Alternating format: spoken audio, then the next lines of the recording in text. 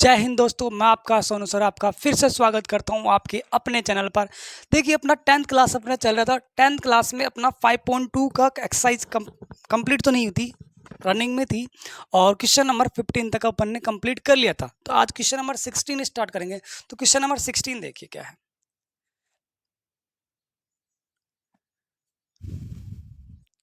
16 कहाँ है? ओके, ये रहा। Determine the AP. आपको एपी फाइंड आउट करना है। आपकी स्क्रीन पे क्वेश्चन आ गया, आपको क्या करना है? एपी फाइंड आउट करना है। हुज थर्ड टर्म इज 16, जिसका थर्ड टर्म कितना है? 16 है। And seventh term exceed the fifth term by 12। यानी आपको क्या बोल रहा है? थर्ड टर्म आपके पास एपी है और सेवंथ टर्म है ना, सेवंथ टर्म वो फिफ्थ वाले टर्म से 12 एक्स्ट्रा है। वो ये कहना चाह रहा है, और आपको एपी फाइंड आउट करना है। अब एपी फाइंड आउट करने के लिए आपकी एपी किस फॉर्म में होती है? ए प्लस डी, ए प्लस 2 डी, ए प्लस 3 डी, इस फॉर्म में होती है। अब इस फॉर्म में होती है तो सीधी सी बात है, आपको ए और डी की वैल्यू चाहिए। अब ए और डी है ही नहीं, तो इसे अपन मान लेंगे। तो let A and D are first term and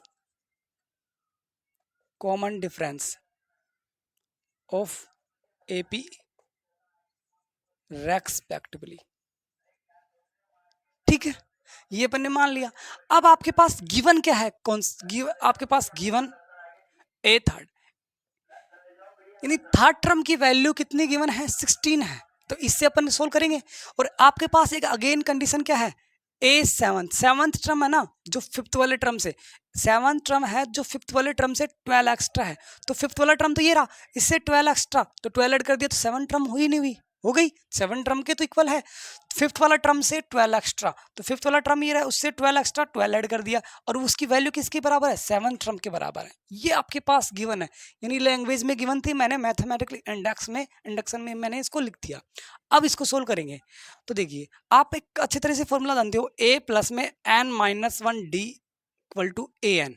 ये आप बहुत अच्छे तरीके से जानते हो। तो मैं इसका यूज करता हूँ इक्वेशन, ये ए है और इसको मैं बी नाम देता हूँ। ठीक है, फ्रॉम इक्वेशन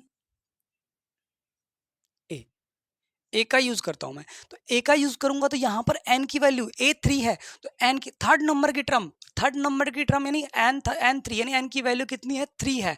तो यहां पर एन, जहां पर एन है वहां पर 3 पुट कर देंगे। तो यानी A plus 3 minus 1 D equal to N, जहां पर है वहां पर 3 पुट कर दिया, तो ए प्लस 2 डी इक्वल टू ए 3 की वैल्यू कितनी है? How many? 16। ये आपके पास इक्वेशन फर्स्ट आ गई। आई नहीं आई? आ गई। अब इसी तरह इसको सोल्व करेंगे। तो फ्रॉम इक्वेशन बी का यूज करते हैं। तो देखो, बी का यूज करते हैं तो ए 7, यहां पर एन की वैल्यू कितनी है? 7 है। ए 5 यानी फिफ्थ नंबर की टर्म, ये सेवंथ नंबर की टर्म है, ये फिफ्थ नंबर की टर्म है। सेवंथ नंबर की टर्म यानी सेवंथ नंबर पे है, और एन की वैल्यू कितनी आ गई? 7। ये फिफ्थ नंबर की टर्म है, यानी एन की वैल्यू कितनी है? 5 है। ठीक है, तो यहां पर ये फॉर्मूला यूज करेंगे, ये वाला। यहां पर ये फॉर्मूला ए प्लस 7 माइनस 1 डी, और ए 5 के लिए भी यूज करेंगे, ए प्लस में 5 माइनस 1 डी प्लस कितना है? 12 है। मैंने सिर्फ इसका एक्सपांड फॉर्म लिखा है, सिर्फ इसका एक्सपांड फॉर्म लिखा है। ठीक है, इस फॉर्मूले का यूज किया, जहां पर एन, ए और डी की वैल्यू आपके पास है ही नहीं। ए 7 की वैल्यू कितनी आ गई? ए प्लस में 7 माइनस 1 डी, ये मैंने पुट कर दिया। ए 5 की वैल्यू ए प्लस में 5 माइनस 1 डी प्लस में 12। अब देखो ये कितना हो गया, यहाँ पर ए प्लस में 60, और ये कितना हो गया? ए प्लस में 4 डी प्लस 12। तो ए से ए आपका कैंसिल आउट हो गया। क्या बचा आपके पास? 6d equal to 4d plus 12। 4d plus में है, किस में आ जाएगा? माइनस में, ट्रांसपोजिंग होगा। ये कितना बच गया? हाँ, 2d इक्वल टू 12। तो d की वैल्यू कितनी आ गई? 12 अपॉन में 2। d की वैल्यू आपके पास आ गई 6। d की वैल्यू आपके पास 6 आ गई। अब d की वैल्यू से आप a की वैल्यू फाइंड आउट कर सकते हो ना। आप चाहो तो इसमें पुट कर दो, आप चाहो तो इसमें पुट कर दो, इसमें पुट कर दो आप। ठीक है, इसमें पुट करेंगे तो from equation first A plus D कितना है? 6 है, इक्वल टू 12। तो यानी 12 तो है, 16 है, सॉरी 16 है। ठीक है, ये कितना होगा? 12 होगा, इक्वल टू 16। ए की वैल्यू कितनी आ गई 16 माइनस में 12, तो ए की वैल्यू आपके पास आ गई 4। आपके पास ए की वैल्यू आ गई, आपके पास डी की वैल्यू आ गई जो स्टार्टिंग में आपने मानी थी, यानी आपने अज्यूम की थी, वो आपके पास ए और डी की वैल्यू आ गई। अब आप एपी निकाल सकते हो बहुत अच्छे तरीके से। पहले इसका स्क्रीनशॉट लो, फिर मैं आपको एपी निकाल के इसका फाइंड आउट करके दिखाऊंगा आपको।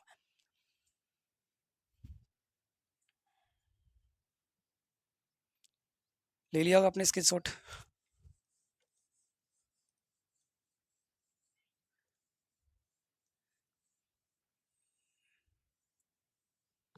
मैं इसको वेरीफाई भी करूंगा, देखना क्वेश्चन को, हर एक क्वेश्चन वेरीफाई हो सकता है।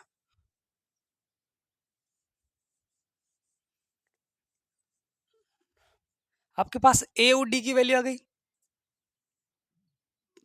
9, A P A plus D, A plus 2D, A plus 3D, ये आपका चलता रहेगा ना, ठीक है। ए कितना है आपके पास? 4 है। ए 4, जहां पर ए है वहां पर 4 पुट कर दो, जहां पर डी है वहां पर 6 पुट कर दो। पहले तो ए 4 है, डी 6 है, ए 4 है, डी 6 है, टेस्ट है 10, तो 4, ये कितना हो गया 10, ये कितना हो गया देखो, 6 को 2 से मल्टीप्लाई किया 12, 12 में 6 4 ऐड किया 16, ये कितना है 22, टेस्ट है। अब आपको चेक करना है कि सर हमारा आंसर रॉन्ग है या राइट। ये आपकी एपी आ गई, आपको एपी तो फाइंड आउट करना था, ये आपकी एपी, यही आपका क्या है आंसर है। देखो इसमें दो कंडीशन गिवन थी, थर्ड टर्म आपके पास गिवन था, थर्ड टर्म कितना है 16, first term second term third term, clear हो गया। अब आपको सर सेकंड कंडीशन भी गिवन थी कि सेवंथ वाली टर्म है ना जो फिफ्थ वाली टर्म से 12 एक्स्ट्रा है, ये थी, तो अब हमें निकाल के दिखा दी। तो देखो इसकी आगे वाली टर्म भी निकाल लेते हैं। कॉमन डिफरेंस कितने का है? 6 का है, यानी 6 ऐड करते जाएंगे, तो 22 में 6 ऐड करेंगे तो 28, नेक्स्ट स्टेप आ जाएगा। 28 में 6 ऐड करेंगे 34, 34 में 6 ऐड करेंगे 40, 40 में 6 ऐड करेंगे तो आपको कितना आ गया, देखो 10 16 22 28 34 46, फिर 54, फिर 54 नहीं 52, फिर 58, फिर आपके पास कितना आ गया 64, डैश डैश, ये एपी आपकी चलती रहेगी। अब देखिए इसमें first second third fourth fifth, ये आपके पास फिफ्थ टर्म है, A5 है, सिक्स्थ 7, ये आपके पास कितनी है सेवंथ टर्म है। अब आप देखिए सेवंथ टर्म है ना, सेवंथ टर्म फिफ्थ वाली टर्म से 12 एक्स्ट्रा है या नहीं? यस सर, 40 में 28 का सेपरेट करेंगे तो 12 आएगा, यानी 28 और 40 के बीच में 12 का डिफरेंस है, यानी 12 एक्स्ट्रा है नहीं, यानी सेवंथ वाली टर्म फिफ्थ वाली टर्म से 12 एक्स्ट्रा थी। और क्वेश्चन में ये बोला था, यानी दोनों मैंने आपको जो कंडीशन गिवन थी उन दोनों को वेरीफाई कर दिया। यानी अगर आपको इतना वेरीफाई करने की जरूरत नहीं है, ये तो मैंने आपको क्वेश्चन वेरीफाई इसलिए करके दिखाया कि आपका कॉन्सेप्ट क्लियर हो जाए। नोट कीजिए, ये आपका आंसर था।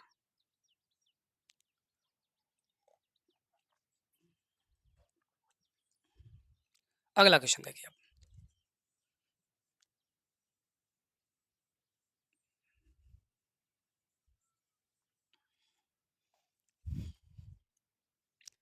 सेवनटीन्थ क्वेश्चन क्या बोलता है, फाइंड द 20th टर्म, आपको 20 वाले नंबर की टर्म की वैल्यू निकालनी है फ्रॉम द लास्ट टर्म। अब तक आप कोई एपी गिवन थी और एपी के यहाँ से 22 वाली 10 वाली 11th वाली 30 वाली टर्म निकालते थे स्टार्टिंग से, लेकिन इस बार उसने बोल दिया कि लास्ट जो एपी का लास्ट टर्म है ना उससे निकालिए 20 वाली टर्म, यानी पीछे आना है आपको।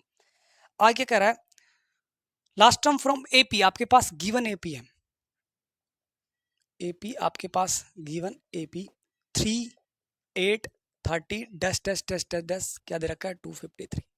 आपको ये लास्ट टर्म है, इससे पीछे आना है और यहाँ से 1 2 3 4 ऐसे 20 नंबर की टर्म आएगी, उसकी वैल्यू फाइंड आउट करनी है लास्ट से। अब स्टार्टिंग से मैंने बताया था लास्ट से, अब एपी को कन्वर्ट करते हैं। ऐसा क्वेश्चन कभी भी आए कि लास्ट टर्म से निकालना हो तो आप एपी को कन्वर्ट कर लेना। कन्वर्ट का मतलब जो फर्स्ट टर्म उसको लास्ट टर्म और जो लास्ट टर्म उसको फर्स्ट टर्म, उल्टा कर दो इस एपी को, तब भी ये एपी ही रहेगा। 253 dash dash dash dash dash 13 8 3, ये भी आपका अब आपका एपी है। ये इस एपी में नव न्यू एपी,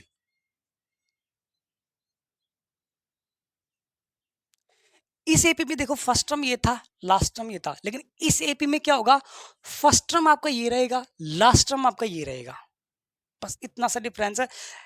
इसका कॉमन डिफरेंस कितना है 5 5 5, इसका -5 हो जाएगा। ये भी एपी है, यानी क्या समझे, किसी भी एपी को अपन कन्वर्ट कर देते हैं, उल्टा कर देते हैं, तब भी वो एपी रहेगी, बस उसका लास्ट टर्म कॉमन डिफरेंस ये कन्वर्ट हो जाएगा, लेकिन वो रहेगी भी फिर भी एपी। ठीक है, तो यानी अब देखो 253 से आपको 20 नंबर वाले टर्म निकालने थे, पीछे जाना था। अब आपको पीछे जाने की जरूरत नहीं है, 250 टर्म से आगे जाना, क्योंकि ये यहाँ पर आ गया, तो यानी इससे आगे, यानी आपके पास ए आ गया, कितना है 253 है, आपके पास डी आ गया, डी कितना है, लास्ट में से पहले वाला सेपरेट कर दो, तो कितना आ गया -5। देखो 5 5 5 कम हो रहा है, अरे 30 में 8 सेपरेट किया, सॉरी 13 और 8 में 5 का डिफरेंस, यानी 8 में से 13 सेपरेट किया -5, 3 में से 8 सेपरेट किया -5, कॉमन डिफरेंस ये है। ठीक है, और आपके पास लास्ट टर्म यानी ए एन की वैल्यू आपके पास क्या है 253, और एन की वैल्यू आपके पास कितना है, सॉरी ए एन की वैल्यू तो आपके पास है, एन की वैल्यू आप, अरे A20 की वैल्यू निकालनी है, A20 की वैल्यू आपको फाइंड आउट करनी है। ठीक है, फर्स्ट टर्म दे रखा है और कॉमन डिफरेंस दे रखा है, A20 की वैल्यू फाइंड आउट करनी है, यानी एन की वैल्यू 20 है, यहाँ पर एन की वैल्यू कितनी है 20 है। मैं फॉर्मूला भूल गया था, वो थोड़ी हल्का सा वो हो गया, दिक्कत कभी कभी हो जाती है। ए एन आपके पास फॉर्मूला है, अच्छे से है फॉर्मूला। अब एन कितना है 20 है, ए कितना है 253 है, एन कितना है 20 है, डी कितना है -5। जो वैल्यू थी एपी के अंदर वो सिर्फ मैंने सीधा इसमें क्या कर दी, पुट कर दी, तो A20 की वैल्यू निकालनी है 253, 20 में से 1 गया 19 और -5। अब आपको ये तो पता है A20 की वैल्यू आप इजीली निकाल सकते हो 253, तो ये प्लस का ये माइनस का और 19 को 5 से मल्टीप्लाई करेंगे 95 आएगा, यानी A20, यानी इसमें से ये सब करेंगे तो 158 आएगा, यानी 20 नंबर की टर्म यानी लास्ट है, यानी यहाँ से चलेंगे तो 20वें नंबर पे आएंगे तो यानी 158 आएगा, या फिर यहाँ से इसको अपोजिट करके बाद यहाँ से चलें तो यहाँ पर भी 158 आएगा, यानी आपको 20वें नंबर की टर्म क्या है लास्ट से, ये 158 है। नोट कीजिए इसको, इंपोर्टेंट क्वेश्चन है, सबसे ज्यादा इंपोर्टेंट एग्जाम में आने लायक क्वेश्चन है।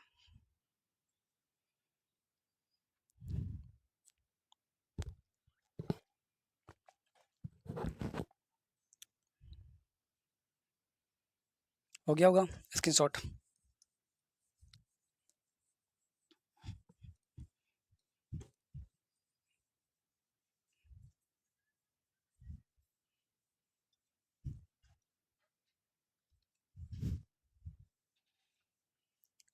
अगला देखिए क्या कहता है 18 वाला क्वेश्चन।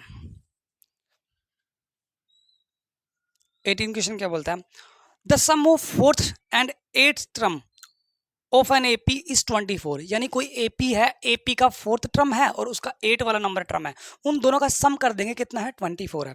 फिर आगे क्या बोला है, the sum of sixth and 10th term, यानी सिक्स्थ टर्म और 10th टर्म का ऐड करेंगे तो वो कितना है 44 है। तो find first 3 term of the AP, यानी उस एपी के आपको स्टार्टिंग के कितने टर्म निकालने हैं, ओनली 3 टर्म निकालना है, यानी एपी है, यानी let first term A and D are the first term and common difference of the AP respectively. तो let A and D are first term and common difference of AP respectively. ठीक है, given क्या है आपके पास, A4 plus में A8, यानी fourth term और eighth term का सम कितना है 24 है, ये आपके पास इक्वेशन फर्स्ट आ गई। ठीक है, और अगला क्या है A6 और A10, यानी सिक्स टर्म और 10th टर्म का सम कितना है 44 है, ये आपके पास इक्वेशन सेकंड आ गई। अब आपको एपी निकालना है, एपी की स्टार्टिंग के 3 टर्म निकालना है, ए और डी जब तक नहीं होगा एपी आप फाइंड आउट नहीं कर सकते, तो ए और डी निकालने के लिए सारा खेल रचेंगे अपन। ठीक है, अब देखो कैसे करेंगे, आपके पास एक फॉर्मूला है, आप बहुत अच्छे तरीके से जानते होंगे, A N equal to A plus में एन माइनस 1 डी, जानते हो नहीं जानते, ए एन, एन की वैल्यू यहाँ पर कितना है, A4 में एन की वैल्यू कितनी है 4 है, A8 में एन की वैल्यू 8 है, A6 में एन की वैल्यू 6 है, A10 में एन की वैल्यू कितनी है 10 है। तो ये सारे फॉर्मूले इसमें इसमें इसमें इसमें, तो फ्रॉम इक्वेशन फर्स्ट, तो A4 यानी जहां पर n है वहां पर 4 पुट कर दो, इसको माने जहां A और D तो है ही, n की वैल्यू 4 पुट कर दी। A8 तो जहां पर n है वहां पर 8 पुट कर दो, तो A4 की वैल्यू आपके पास ये रही और A8 की वैल्यू ये रही, और इसकी वैल्यू कितनी है 24 आपके पास गिवन है। A और A 2A, ये कितना हो गया 3D और ये कितना हो गया 7D इक्वल टू 24। ये 2A और ये 10D इक्वल टू 24। देखो कॉमन आ रहा है इसमें से, क्या कॉमन आ रहा है 2 कॉमन आ रहा है, तो 2 आप कॉमन ले लोगे। A प्लस में 5D इक्वल टू 24। देखो 2 से 24 कैंसिल आउट 12 टाइम, तो A प्लस 5D की वैल्यू कितनी है 12 आई। आपके पास इक्वेशन थर्ड आई है। एक मिनट, आपको दिख रहा है नहीं दिख रहा? यस दिख रहा है, कोई दिक्कत नहीं। आगे देखिए आपके पास थर्ड आ गई। अब इसी तरह इक्वेशन सेकंड को यूज करेंगे, तो फ्रॉम इक्वेशन सेकंड का यूज करेंगे। A6 n की वैल्यू इस बार कितनी लेनी है 6 लेनी है, तो इस फॉर्मूले को यूज करेंगे। A n की value 6 minus 1D। A10 n की वैल्यू इस बार कितनी लेनी है 10 लेनी है, तो A10 minus 1D equal to 44। ये आपका आ गया A प्लस में 5D और ये आ गया A प्लस में 9D इक्वल टू 44। और A क्या होता है 2A और 5D और 9D कितना होगा 14D इक्वल टू 44। अब इसमें भी कॉमन आ रहा है, क्या कॉमन आ रहा है 2 कॉमन आ रहा है आपके पास, तो 2 कॉमन ले लो। तो A प्लस में यहाँ पर क्या बचेगा 7D इक्वल टू 44। और 2 से 44 how many time cancel out 22 time, तो यानी A प्लस में 7D इक्वल टू 22। आपके पास क्या आ गया इक्वेशन फोर्थ आ गए। अब इक्वेशन फोर्थ और थर्ड का यूज करके आप इजीली निकाल सकते हो A और D की वैल्यू। तो यहाँ तक नोट कीजिए, फिर आपको A और D की वैल्यू फाइंड आउट करके AP फाइंड आउट कर रहे हैं। मैं इंक डाल लेता हूँ तब तक, स्क्रीनशॉट ले लो आप।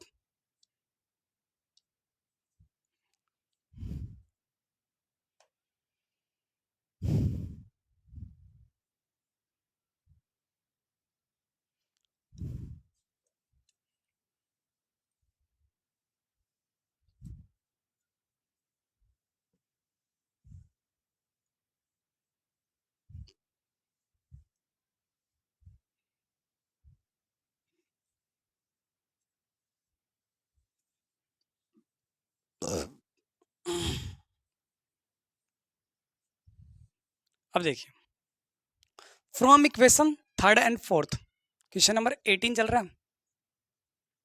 From equation third and fourth, ठीक है। तो पहले फोर्थ को यूज करता हूँ, तो A प्लस में 7D इक्वल टू 22, और फिर थर्ड को यूज करता हूँ A प्लस में 5D इक्वल टू 12। क्या करूंगा मैं सेपरेट कर दूं, इक्वेशन फोर्थ में से थर्ड को सेपरेट कर देता हूँ, तो सेपरेट करूंगा माइनस माइनस माइनस, तो ये minus plus cancel out. 7D में 5D सेपरेट किया 2D आया आपके पास, और 22 में से 12 सेपरेट किया 10 आया, तो D की वैल्यू कितनी आ गई 5 आ गई। 2 को डिवाइड में लेके गई, ये इतना तो सिंपल कैलकुलेशन है, आपके पास D की वैल्यू आ गई। अब आप क्या करोगे, आप A की D की वैल्यू को चाहे इक्वेशन थर्ड में पुट कर दो चाहे इक्वेशन फोर्थ में पुट कर दो, कोई दिक्कत नहीं है, तो आपकी मर्जी है। तो मैं क्या करता हूँ थर्ड में पुट करता हूँ, तो फ्रॉम इक्वेशन थर्ड A की वैल्यू कितनी है A प्लस में 7D, D कितना है 5 है, ये कितना हो गया 12 हो गया, तो A ये कितना हो गया 35, 22 माइनस में 35 होगा, तो A की वैल्यू कितनी आ गई माइनस का 13। A की वैल्यू आपके पास माइनस का 13 आ गई, D की वैल्यू आपके पास 5 आ गई। आप क्या फाइंड आउट कर सकते हो AP फाइंड आउट कर सकते हो, तो नाउ AP क्या होगा A plus D A plus 2D, यही तो था AP। और आपको 3 टर्म निकालने थे, तो ये first term second term third term, इससे आगे अपन को जाना ही नहीं है। तो फर्स्ट टर्म क्या है माइनस का 13, A की वैल्यू माइनस का 13, सेकंड टर्म क्या है माइनस का 13 और D की वैल्यू 5 है। ओके, A की वैल्यू माइनस का 13, 2 मल्टीप्लाई D की वैल्यू 5 है, कैलकुलेशन करेंगे अपन, तो माइनस का 13, ये प्लस का 5 पहले लिख दो, माइनस का 13 बाद में लिख दो, इन दोनों का मल्टीप्लाई करेंगे 10 और ये माइनस का, तो माइनस का 13 ये कितना होगा माइनस का 8, ये कितना होगा माइनस का 3, टेस्ट टेस्ट ये चलता आपका रहेगा। यही क्या है आपकी AP है, first term, second term, third term. Note कीजिए। फिर इसको मैं अब वेरीफाई करता हूं। क्वेश्चन नंबर अपन ने जैसे 16 किया वैसे ही इसको वेरीफाई करेंगे।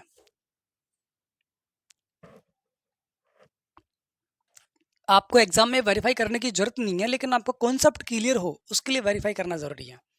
ठीक है, स्क्रीनशॉट ले लिया होगा आपने, ले लो।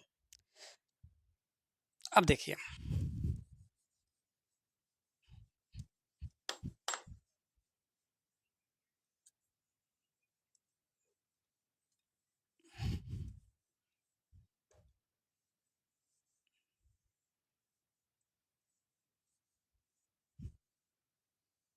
वेरीफाई करते हैं।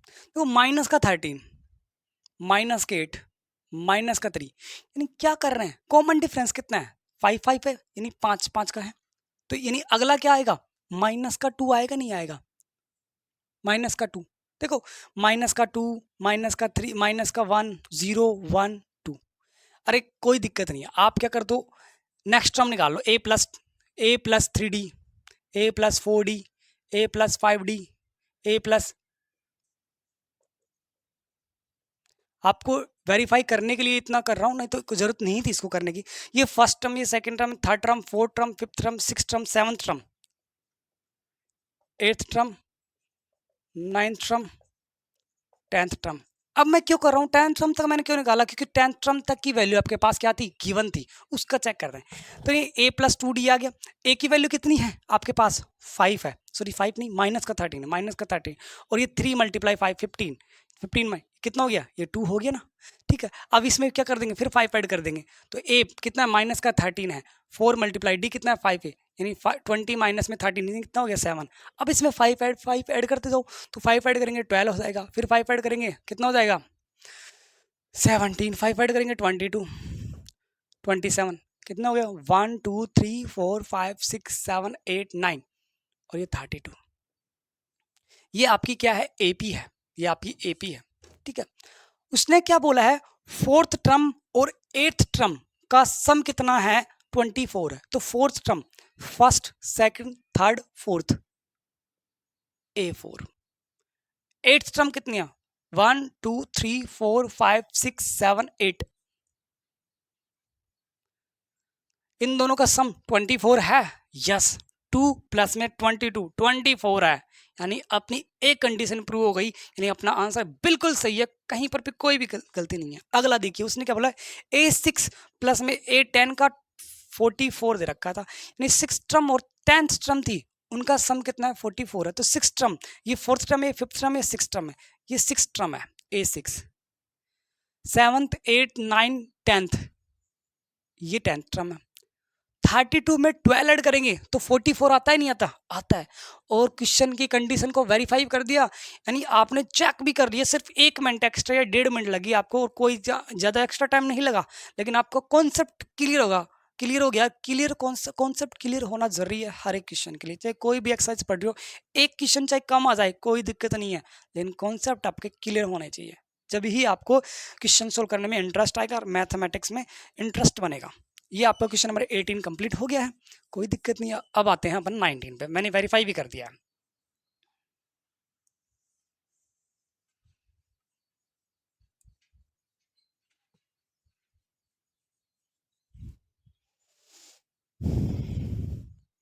क्वेश्चन नंबर 19 क्या बोल रहा है, Subbarao started work in 1995 at annual salary of 5000, यानी 1995 में आप सुब्बाराव अपनी क्या करता है, काम स्टार्ट करता है, उसकी सैलरी स्टार्टिंग क्या है, एनुअल सैलरी 5000 है, 5000 रुपये उसकी एनुअल सैलरी है।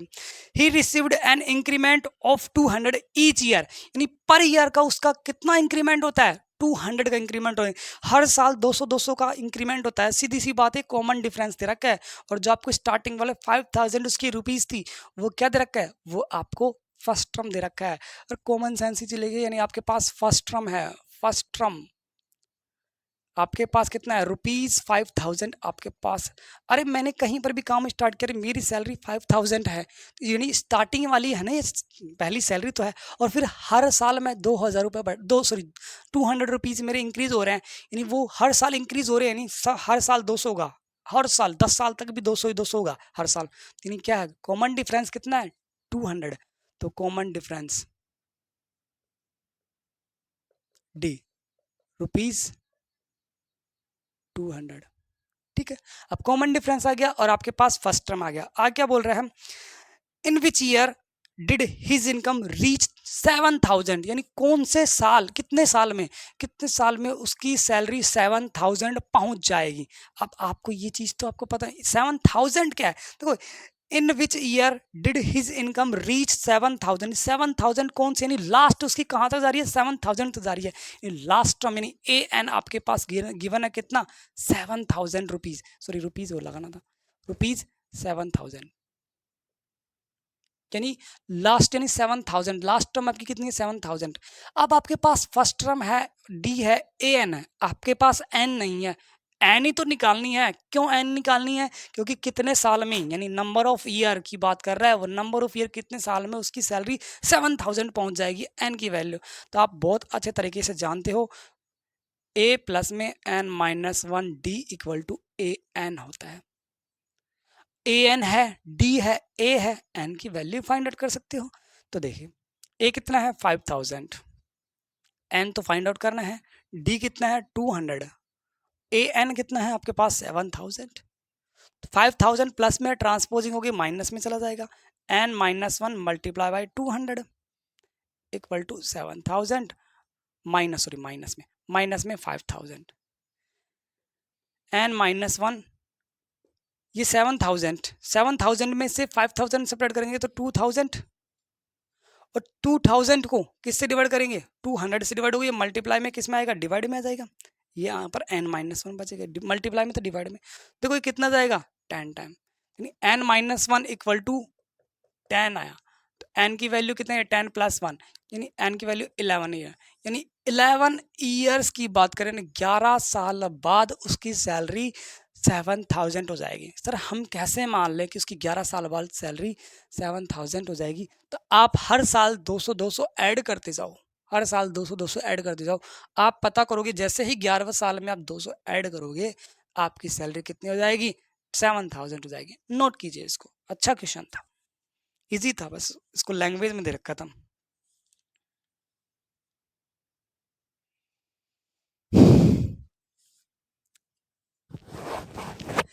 स्क्रीनशॉट ले लिया होगा आपने। अगला question,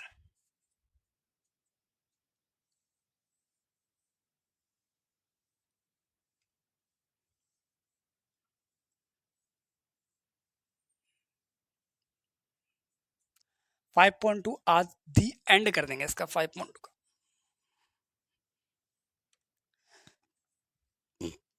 Ramkali saved ₹5 in the first week of a year, यानी एक ईयर के फर्स्ट वीक में रामकली ₹5 सेव करती है, ठीक है, and then increase her weekly saving by ₹1.75। देखो स्टार्टिंग में कितने रुपीज सेव करती है, ₹5 सेव करती है, तो यानी आपके पास फर्स्ट टर्म है, आपके पास कितना है, फर्स्ट टर्म आपके पास गिवन है, ए आपके पास कितना है ₹5 है, ये आपके पास फर्स्ट टर्म है, ठीक है। फिर वो क्या बोल रहा है आगे, then increase her weekly saving, यानी आप उसकी वीकली सेविंग बाई इंक्रीज होती है बाई ₹1.75, 1.75 इंक्रीज होती है वीकली, यानी आपके पास कॉमन डिफरेंस कितना है, कॉमन डिफरेंस क्या है, ₹1.75 में ₹1.75।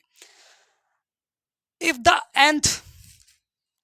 nth वीक, यानी नंबर ऑफ वीक, यानी अपन को पता नहीं कितनी है, वही निकालने हैं, n की वैल्यू आपको फाइंड आउट करनी है, पसीने आपको क्या है nth वीक निकालने हैं, सेविंग बिकम ₹20.75, फाइंड n, आपको कितने साल बाद, मतलब कितने वीक बाद, सॉरी साल के बाद निकला, कितने वीक बाद उसकी जो सेविंग है ना 20.75 हो जाएगी, यानी आपके पास एन कितना है 20.75 है, ये रुपीज और लगा लेना आप, ठीक है, यानी कितने वीक बाद उसकी सेविंग है ना 20.75 हो जाएगी, यानी फर्स्ट वीक में उसकी सेविंग 5 है, हर वीक में उसकी इंक्रीमेंट हो रहा है कितना 1.75 का, हर वीक 1.75, अगले वीक भी 7.5, अगले वीक भी 1.75, अगले वीक भी 1.75, यानी डी आ गया, और उसके पास लास्ट इनकम सेविंग है ना 20.75 है।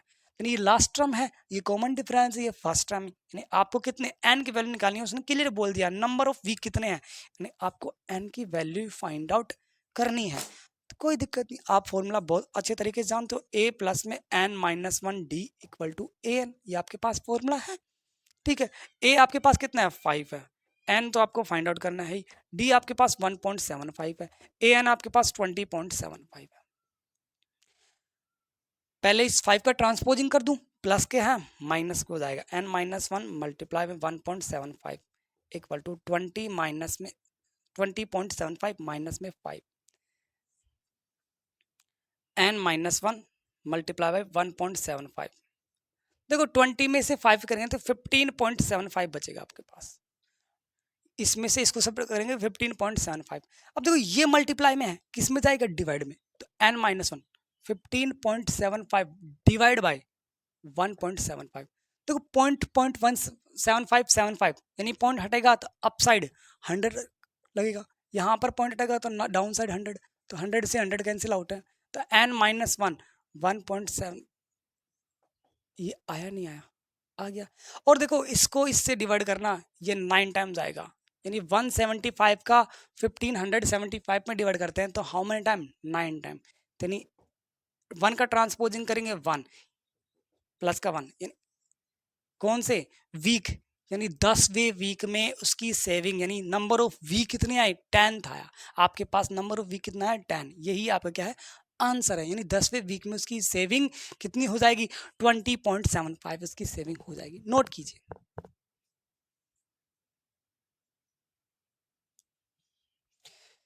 स्क्रीनशॉट आपने ले लिया, आज के लिए इतना ही करते हैं, कल फिर मिलेंगे, तब तक के लिए जय हिंद।